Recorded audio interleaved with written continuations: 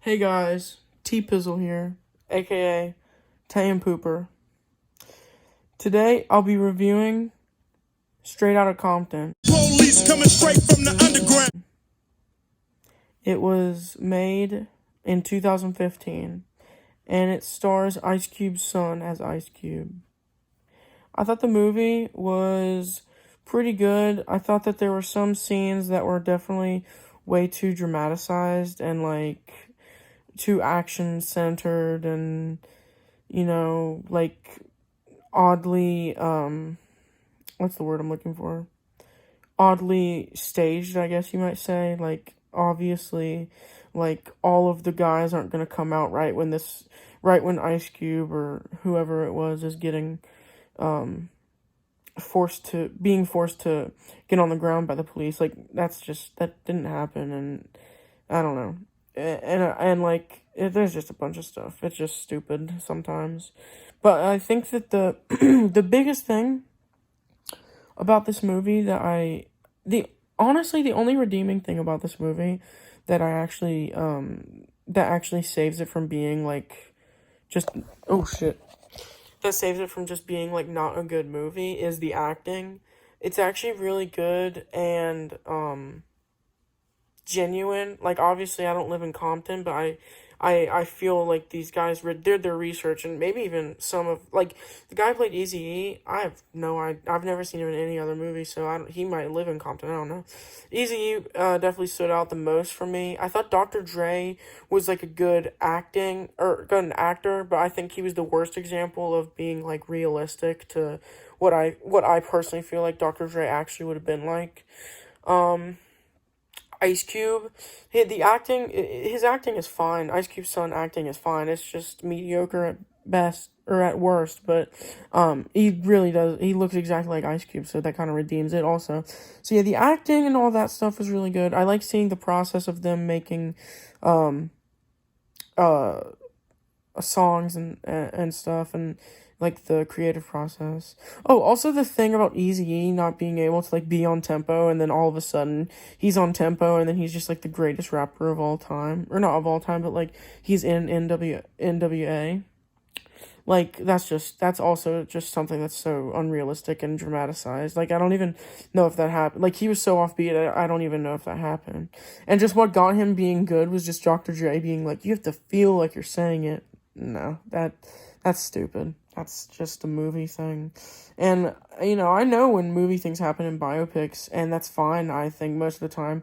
It just has to fit everything else, and that just, even in the real world, that just doesn't happen. So, that kind of disappointed me. I thought the pacing for a while was actually really, really good. Towards the end, it got worse. It's a 2-hour movie that could have been an hour and 30 minutes. 30-minute, I'd say probably a full 10 minutes, probably 15, 20. A good 15, 20 minutes is just basically the same scene of them, on tour, except one time when it was a little different when they were in a police chase. That was probably my favorite part of the whole movie, because it just seemed it was the climax. You didn't know what was going to happen, if Ice Cube was going to sing the Frick the Police song.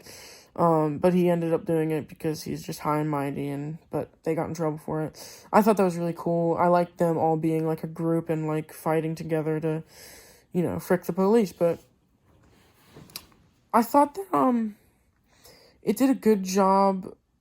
The directing was really good, I thought. I really like a few shots that stand out particular to me. The first one being almost the beginning shot of Dr. Dre, or at that time Andre, listening to, he actually might have been Dr. Dre, because he was a DJ. I don't know, listening to all those records. It has kind of a spiral camera shot of all of the records that he's listened to, and then it ends up on him, and then it pans out and his mom turned off the record machine. Shots like that I really like. Quick shots of zoom of Ice Cube coming in with the frick the police after the police brutality thing had happened. I thought that was a good shot. Just things like that. my least favorite thing in a lot of movies, and especially in this movie, where it especially didn't fit anything at all, were the action scenes and how they were shot, kind of like a Captain America movie, where they were really shaky and all over the place, and just for no reason, just unable to see what happens because it probably has like shitty, what's the word I'm looking for? Shitty, blocking. But, whatever. I think the story they're telling is good. I think the actors are really good. I thought the pacing was because it was really good in the beginning where everything was just flowing very smoothly and you were seeing each person's side of the story and then kind of them coming together and seeing everything.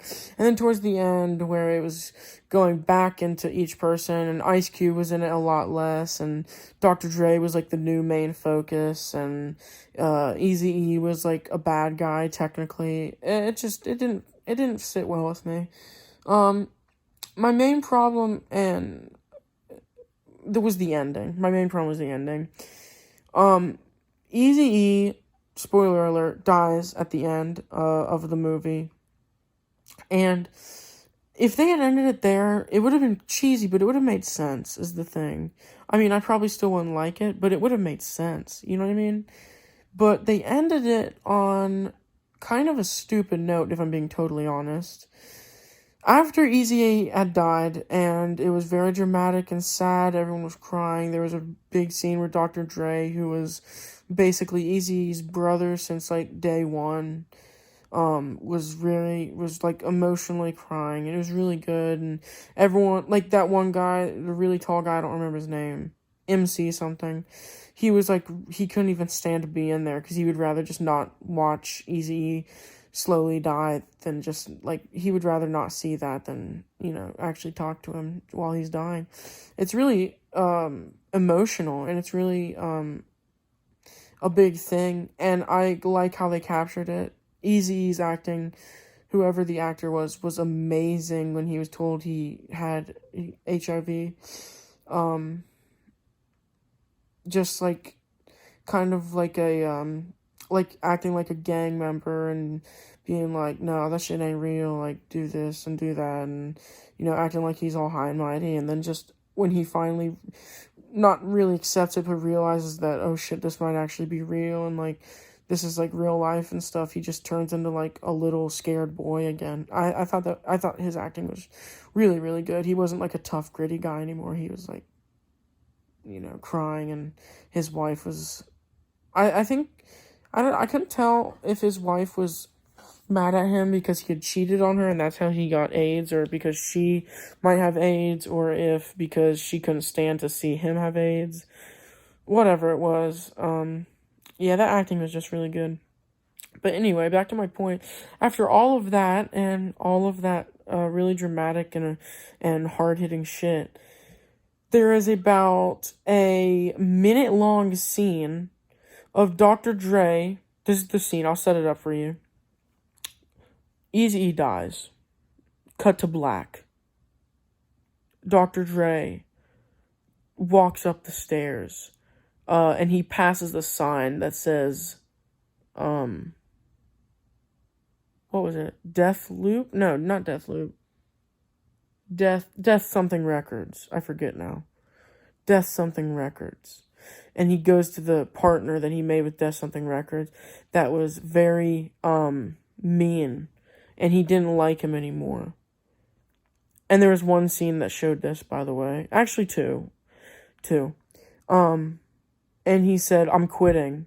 And the big guy was like, no, you're not. We still have stuff to do. And he's like, I don't care. I'm quitting. And he was like, not without my money. And he was like, I have your money. I'm quitting. And if you watch it, I'm really not, I mean, I'm exaggerating a little bit to get my point across, but I'm really not exaggerating all that much. It just ends on a bad note. Dr. Dre isn't given the, it's not like it's a, oh, shoot. It's not like it's a big, powerful scene. It's not like it's, like, this big cliffhanger. Like, of course he was gonna quit. Like, that Death Place record place was fucked. Like, of course he's gonna quit. just thought the ending was very disappointing. It really was. It could have ended on a good note. There's, like, Social Network, an amazing biopic, 10 out of 10, honestly. Ended on such a good note. I mean, not even a good note. It ended with Andrew Garfield's big thing, and then you don't see him anymore. And then it explains how Justin Timberlake finally got what he deserves, and then cuts back to present time, and Jesse Eisenberg is scrolling Facebook and just being really sad by himself. It's just so good.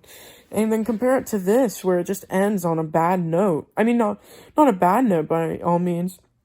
A good note for Dr. Dre.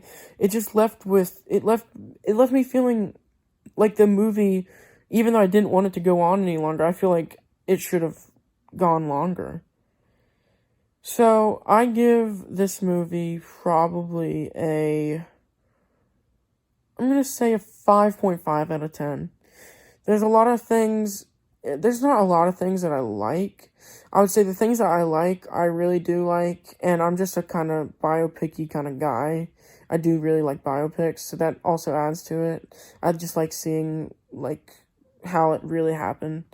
And bad things, I don't like, and they don't really interrupt the movie that much. 5 is just a movie. I'll probably never watch it again, but while I watched it, I was like, okay, this is fine. This is a movie. It's entertaining me. So yeah, that's my review. Like and subscribe.